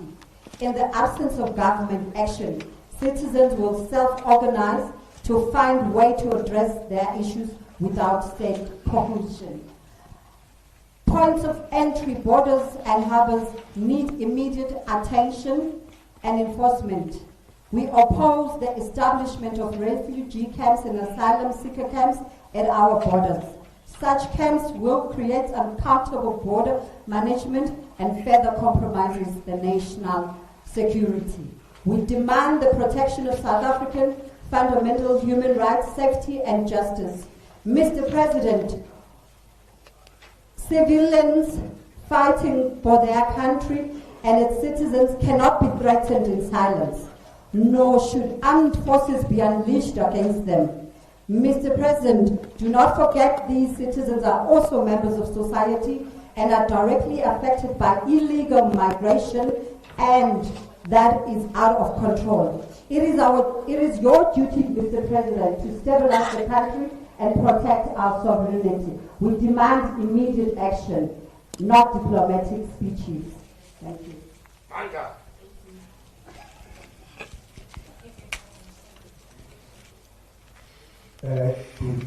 Good day, the media houses and all the compatriots who are here, and again, Jacinta, thank you very much for this initiative. First of all, I would like to highlight two things. South Africa is still a colony of the British Crown. The President must not take instructions from the British, from King Charles, because we cannot continue to be a country that is led by other countries. We need our sovereignty. That's why it's important that we need to call on a national referendum so that we can be able to correct the injustices of the past and things that are going to continue to go on in our life. We have children. Those children need to have a future that is bright. Therefore, we need to respect that, and then we need to attract that the next generation must never find a country that is in terrible state. We need to fix it. All of us that are here, we pledge and agree to one thing. We are patriotism in this country, and we need to see this country flourish and then benefit the nation and the children and the country be safe. I thank you. I will declare that we support and then everything that all this team that is here is accurate. Thank you very much. Greetings to the media houses and greetings to the leaders that are here. My name is 𝐬𝐮𝐬𝐜𝐫𝐢𝐛𝐬𝐜. I'm the Deputy President of our Hub National Movement. I would like to address two issues and clear the narrative that has been created outside there. South Africa is a democratic state. The President of the Republic of South Africa, including the Cabinet, is serving on the behest of the votes of South African citizens. Therefore, the President as a head of state accounts to the citizens of South Africa.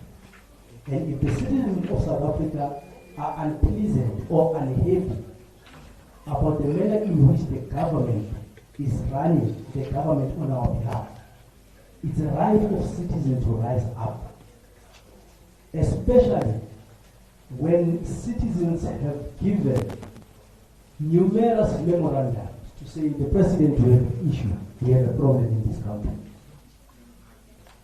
And one thing that the media house is failing to do, they are failing to ask the President a relevant question. When the President takes office, the constitution of the country is put in front of him. The Chief Justice of the Constitutional Court makes a president to take an oath to say, I, President Cyril Ramaphosa, will uphold the constitution of the country, protect the constitution of the country, and also enforce the constitution of the country. So now, why don't you go back to the president and ask him, you have taken an oath of office, but we have a situation whereby your government is failing to enforce and implement the laws of the country. Is the president not violating the very same laws that we are arguing now about? How is it that South Africans are being blamed to stand up to raise issues which are legally and constitutional? And secondly,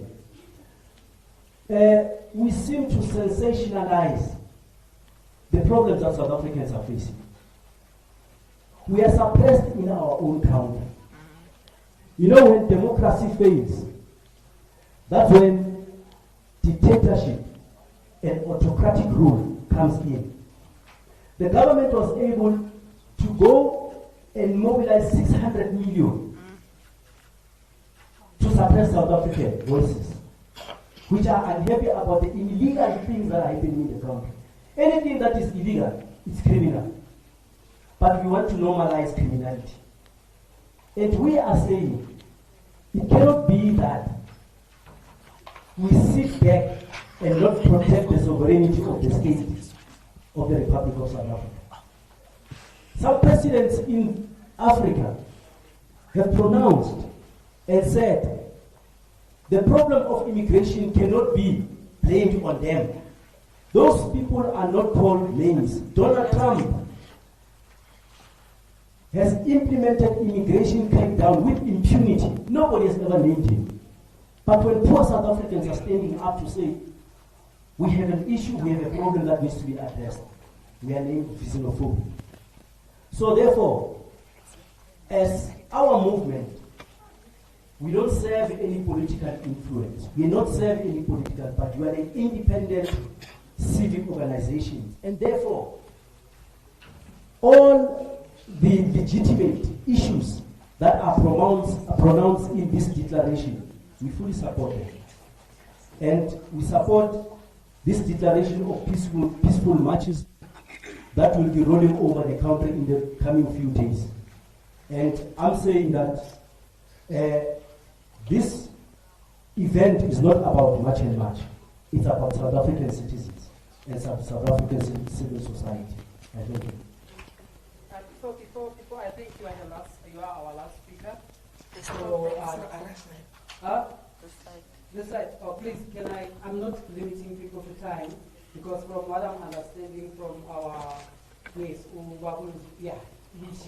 are out of time now. So if we can just be reasonable enough, I'm not cutting anyone. So can you please hold that? Thank you. Thank you very much. Members of the media, South Africans at large. My name is 𝐬𝐮𝐬𝐿𝐫𝐷𝐿𝐫 from the Progressive Forces of South Africa. And the declaration that has brought us here is to put South Africa first, not putting Zimbabwe first, not putting Malawi first, not putting Ethiopia first, not putting Zambia itself first, but South Africa as a whole. We are South Africans. Upon the born of democracy, as South Africans, we have never enjoyed the liberation from our forefathers. What we are saying to you right now is that still again, we are still in fight. Now, it's more or less of a black and black violence, but we are not advocating for violence. That's how most of the time media perceives this type of utterances. So, as a country, we will reiterate, we have never enjoyed the dawn of democracy. High unemployment, 60% of the youth is high unemployed. Just the stats recently now, 345,000 people have been left off. You know, the situations, especially us as civic movements, when we're doing operations, to say there are certain things that just need enforcement of the law. They don't need a sitting in parliament where you'd find people drinking whiskeys after that. No, we don't need that. We just need action and implementation. That's where we are. So, yet again, as we are coming back to this declaration, ladies and gentlemen, it's a declaration of we need to look into the judicial system. Our judicial system is not for our side. I'll make an example right now. There was a former president of a certain country called Zambia, 𝐿𝐮𝐬𝐫𝐿𝐻𝐫𝐿. The president should have been buried in Zambia. The court ruling in the Gauteng High Court, in the High Court, declared that the president should be repatriated to Zambia. But unfortunately, yesterday, the Supreme Court of Appeal said no. The president should be buried in South Africa. So that is where we are in regards when I'm saying we need to really look into our judiciary systems. Why is it that a former sitting president will be buried into a country, of which a country that has existing kings, existing presidents, won't it proceed on the future that the generation will come and want to claim the land because their forefather was here? Yes. So we need to move away from this concept. We need to move away from these emotions that have been given by our own government. Yes. We are tired of this government. This declaration today, we as the progressive forces of South Africa are in support. We are championing this movement. It is not a much and much movement. It's a South African movement. We thank you for that. Yes. Oh, thank you very much. I'm going to be very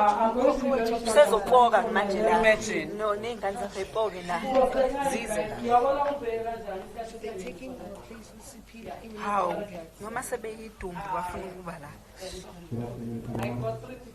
Members of the press, fellow South Africans. Mario Kamal from South Africa Press. Just to bring everybody to speed, 2017 we had a case against Home Affairs for the very same reasons that brought us here today. But knowing our government, everything falls back. So we are very thankful for all organizations, March and March, and many other South Africans that are taking us in the pledge of federation. Thank you. Colleagues, once more, my name is Patrick Mokhalusi from Operation Dudula. We signed this declaration with solutions because it seems the government doesn't have any solution, any plan whatsoever. So one, we're saying the 600 million must be earmarked and used for to establish special courts to deal with corrupt public servants, to eradicate the institutional corruption within the Department of Home Affairs, SARS, Department of Labor, and Judiciary. And secondly, we're saying the 600 million must be used for compliance to deal with the employers who are not complying with South African laws and any landlord who is contravening Section 42 of Immigration Act. Three, we're saying communities and citizens are allowed to work with South African police to enforce the laws of this country. They can jointly identify a problem and jointly come up with a solution together with the service, which is South African Police Service. I'm now talking Section 18(1) E and F of South African Police Act. Lastly, we say if police fail to work with Mpakati, the citizens have got the right to enforce Section 42 of Criminal Procedure Act. No organization or NGO or Pan Africa, Calbrini, 𝐬𝐿 can prevent people from combating crime in South Africa. So otherwise, all these private security companies must close the shop because they're operating under this Section 42 of Criminal Procedure Act. Commander, good morning. Morning. Yes, I said I'm signing with solutions. Okay. This is one. The last one. Okay. The last one. Amanda! Where to? Amanda! Where to? My name is 𝐿𝐿𝐵𝐿𝐿 from an organization called PCC, the Progressive Civics Congress. We fully identify with what is happening here today, and we will sign the declaration. we just want to make one statement, and that is the crisis that we see today is a symptom of a bigger problem. Yes. A government that has collapsed, a government that is dysfunctional. Yes. And the long-term solution for South Africans, and particularly black South Africans, I want to address black South Africans, it is to kick this government out. Ramaphosa and his administration must go. The government does not care about us black people. This ANC government doesn't. And I think over the 32 years they have been in power, we need to realize that. Ramaphosa doesn't care 2 foot about us. We need to realize that. And in any case, this criminality is going on because he himself is a criminal.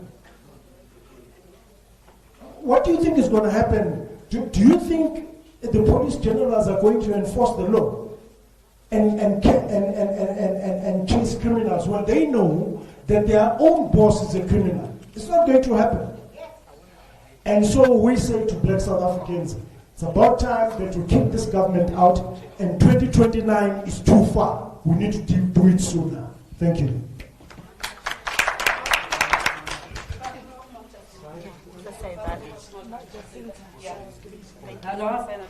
Thank you so much. Thank you. I think we're about to close now, but just in closing, just would like to ask that we've noted that the South African Police Service is out there meeting foreign nationals, telling them about their rights.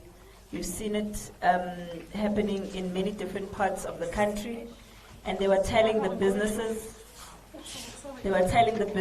about their rights, and we've seen many SAPS members coming out to tell foreign nationals about their rights.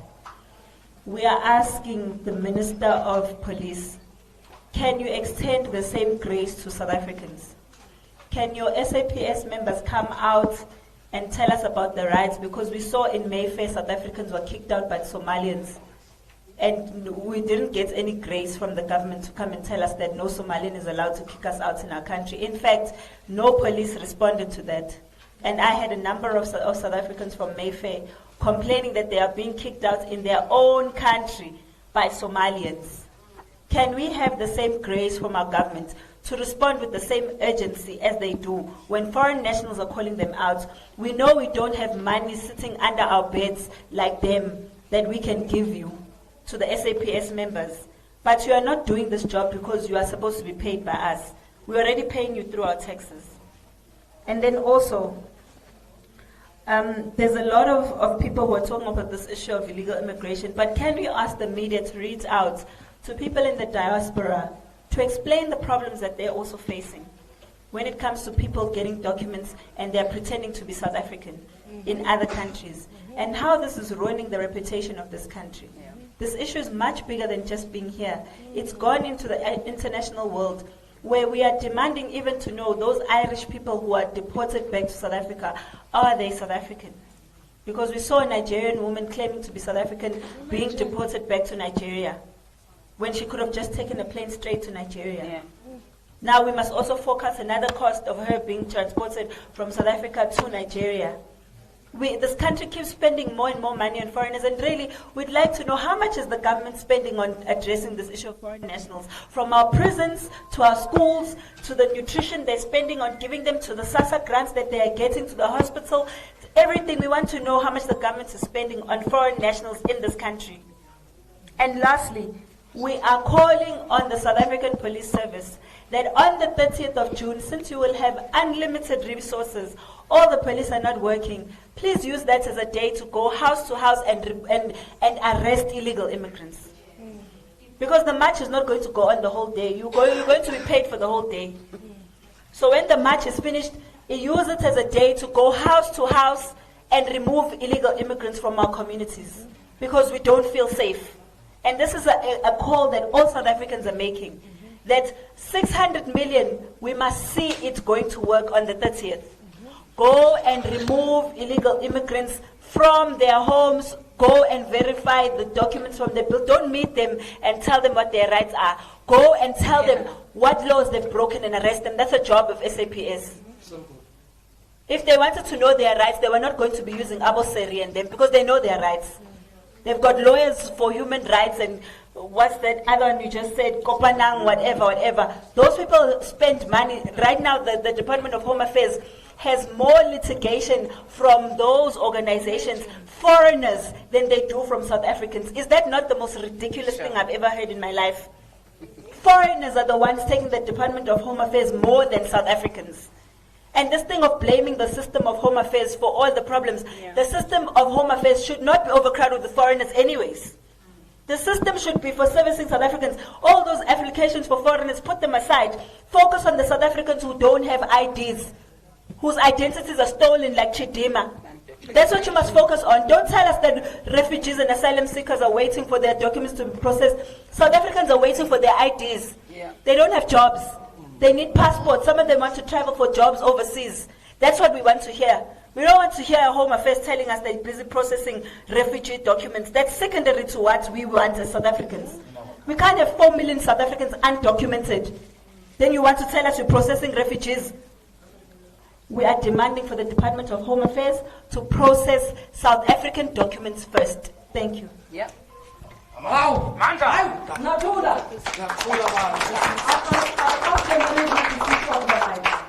And we'll see. So thank you guys. We have gone. We have done everything. One last thing. One last thing. Sorry. No, I just want to clarify something, please, because we as civil movements are saying we don't expect that by the 30th all foreign nationals will be gone, because some of these political parties are making a joke that on the 1st of July foreign nationals will still be here, illegal immigrants will still be here. We know that. We are very much aware of that. That's why we said we'll intensify after the 30th of June. Thank you. Okay, thank you. There is also, before I go, I would also like to give thanks Can they send to the the team details? that was behind everything that is happening here. There is a team that didn't sleep for us to be able to come here. So I would like to thank that team. Bayazazi, one of them who media team and was ready. He's been quite there. But now my part, I just want to say, if the SIU report and the Rubisi report have come out this way, with such a bad reflection of our documents, our vote, how are you going to vote? Who is voting? That is where I would like to put my question. Are we going to vote right with everyone who's supposed to be voting? That is where I would like to come in. But anyway, maybe we'll go about finishing that. But because you have finished the trip.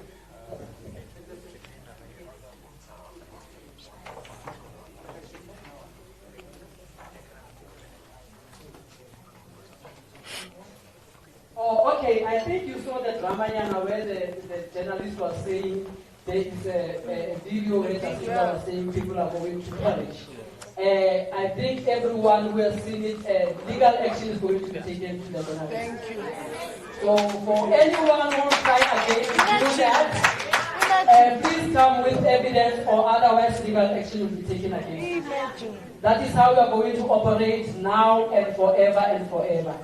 Thank you. So I would like also and then I'll ask the lady Umusa who was reading the declaration, and this is for only civil organizations. We know we have political parties that are supporting, but we are going to have them. Yeah, I'm going to give them. It's a Nigerian. It's a Nigerian. Not a Nigerian. You know where the guy lives? Where is he? He's from Victoria. So why is he talking rubbish? UFM. Why is he talking rubbish? Thank you very much. We have really got to share. Thank you. This is just to say we appreciate your time, to all the media houses, to all the civil organizations that have been here, to the political parties we really would also like to apologize that we wouldn't give you time at this forum, but there is going to be a forum where we are going to have all the political parties that are supporting the move that you are doing. So for your time and everything that you have done, once again, together as a country and the civil movements, Mangoben said, we are here to join the fight that you have started, and we know it has been heated, and you are never going to be alone. To all of you, please travel safe. Thank you so much for all the support. Bless you. Oh, we are going to be having a national prayer. We are going to be having a national prayer in all the provinces at the very same time. So all the pastors and the churches, do open your churches. The services will be on Friday. We are going to start the prayer at 6 to 9 p.m. and on Saturday the prayer will be 3 to 6 p.m. It's national in all places where you're going to be. Thank you so much. Travel safe.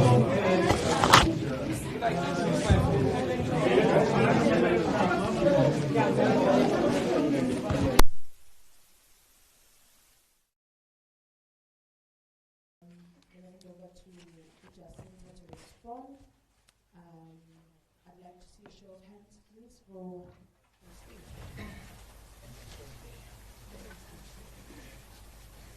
Okay. Can I start with you, sir? Please tell me your name and which media house. Can we have a second mic? Please let me know. Okay, can we please, we're going to hand over the mic, so then what we're going to do is, we'll ask you to give us your name and which media house you represent, ask your question, and then we'll continue.